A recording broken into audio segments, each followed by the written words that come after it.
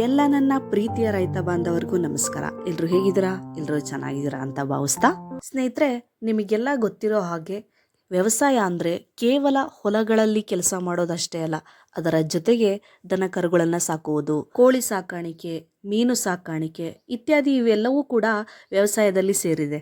ವ್ಯವಸಾಯದಲ್ಲಿ ಇದನ್ನೆಲ್ಲ ಯಾಕೆ ಅಳವಡಿಸ್ಕೊಂಡಿದ್ದಾರೆ ರೈತರು ಅಂತ ನೋಡೋದಾದರೆ, ದನ ಕರುಗಳಾಗಿರಲಿ, ಯಾವುದೇ ಒಂದು ಪ್ರಾಣಿಯಾಗಿರಲಿ, ಒಂದು ವೇಸ್ಟೇಜ್ ಅಂತ ಇದ್ದೇ ಇರುತ್ತೆ. ಸಗಣಿ, ಗ್ವಾತ ಇವೆಲ್ಲದರ ಮುಖಾಂತರ ಒಂದು ಒಳ್ಳೆಯ ಗೊಬ್ಬರ ರೆಡಿಯಾಗುತ್ತೆ.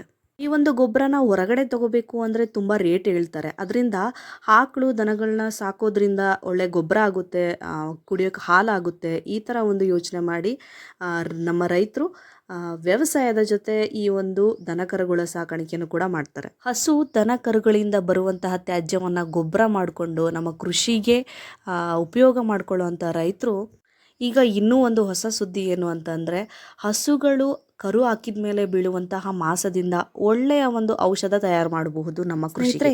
ಸಾಮಾನ್ಯವಾಗಿ ನಮ್ಮ ರೈತರು ಆಕಳು ಕರು ಹಾಕಿದ ಮೇಲೆ ಹಾಕುವಂತಹ ಕಸ, ಅದನ್ನು ಮಾಸ ಅಂತ ಕರೀತಾರೆ. ಆ ಮಾಸವನ್ನು ತೆಗೆದುಕೊಂಡು ಹೋಗ್ಬಿಟ್ಟು ತಿಪ್ಪೆಯಲ್ಲಿ ಅಥವಾ ಯಾವುದಾದ್ರೂ ಹೊಲಗಳಲ್ಲಿ ಊತಾಕ್ಬಿಡ್ತಾರೆ. ಹಸು ಸೇವಿಸಿರುವಂಥ ಆಹಾರ ಎಷ್ಟು ಪ್ರಮಾಣದ ಮಟ್ಟಿಗೆ ಕರುವಿಗೆ ಹೋಗಿರುತ್ತೆ, ಅಷ್ಟೇ ಪ್ರಮಾಣದಲ್ಲಿ ಈ ಮಾಸಕ್ಕೂ ಕೂಡ ಹೋಗಿರುತ್ತೆ. ಅದು 9 ತಿಂಗಳ ತನಕ. ಆದರೆ ಇದು ವೇಸ್ಟ್, ಬೇರೆ ಏನು ಮಾಡೋಕ್ಕಾಗಲ್ಲ, ಇದನ್ನು ಜಸ್ಟ್ ಬಿಸಾಕಬೇಕು ಅಂತಲೇ ಎಲ್ಲರೂ ಅಂದ್ಕೊಂಡಿರ್ತಾರೆ. ಆದರೆ ಇದರಿಂದ ನಮ್ಮ ಕೃಷಿಗೆ ಏನೇನೆಲ್ಲ ಬಳಕೆ ಮಾಡ್ಬೋದು ಅಂತ ನಾನು ಈ ವಿಡಿಯೋದಲ್ಲಿ ತಿಳಿಸ್ಲಿಕ್ಕೆ ಬಂದಿದ್ದೇನೆ. ಅದಕ್ಕಿಂತ ಮುಂಚೆ ಹಸು ಕರುಗಳ ಮೇಲೆ ಯಾರಿಗೆಲ್ಲ ಪ್ರೀತಿ ಇದೆ, ಈ ವಿಡಿಯೋಗೆ ಒಂದು ಲೈಕ್ ಮಾಡಿ.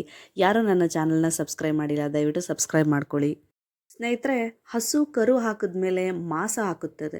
ಆ ಮಾಸನ ನಮ್ಮಲ್ಲಿ ಒಂದು ಸಂಗ್ರಹಣೆ ಮಾಡ್ಕೊಂಡ್ಬಿಟ್ಟು ಅದನ್ನು ಒಂದು ಡ್ರಮ್ಮಲ್ಲಿ ನೀರು ಹಾಕ್ಕೊಂಡ್ಬಿಟ್ಟು ಅದಕ್ಕೆ ಆ ಮಾಸವನ್ನು ಹಾಕಬೇಕು. ಅದೇ ಡ್ರಮ್ಗೆ 1 ಅಥವಾ 2 kg ಬೆಲ್ಲವನ್ನು ಹಾಕಬೇಕು. ಸ್ನೇಹಿತರೆ, ಬೆಲ್ಲವನ್ನು ಹಾಕಿದ್ಮೇಲೆ ಚೆನ್ನಾಗಿ ಒಂದು ಕಡ್ಡಿ ತಗೊಂಡು ಮಿಕ್ಸ್ ಮಾಡಿ ಮತ್ತೆ ಒಂದು 2 ದಿವಸ ಅಥವಾ 3 ದಿವಸ ಬಿಟ್ಬಿಟ್ಟು ನಂತರ ಇದೇನು ಮಾಸ ಐತಿಲ್ಲ, ಆ ಮಾಸದ ತೂಕದ ಮಜ್ಜಿಗೆಯನ್ನು ಆ್ಯಡ್ ಮಾಡಬೇಕು.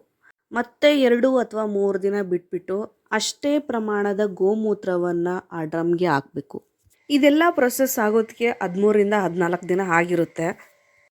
ಈ ಒಂದು ನೀರನ್ನು ನೀವು ಬೆಳೆದಿರುವಂತಹ ಬೆಳೆಗೆ, ಯಾವುದೇ ಬೆಳೆ ಆಗಿರ್ಬೋದು, ಆ ಒಂದು ಬೆಳೆಗೆ ಸಿಂಪಡಣೆ ಮಾಡಬೇಕು. ಈ ರೀತಿ ಸಿಂಪಡಣೆ ಮಾಡೋದ್ರಿಂದ ನಿಮ್ಮ ಬೆಳೆಯ ಇಳುವರಿ ಹೆಚ್ಚಾಗುತ್ತದೆ.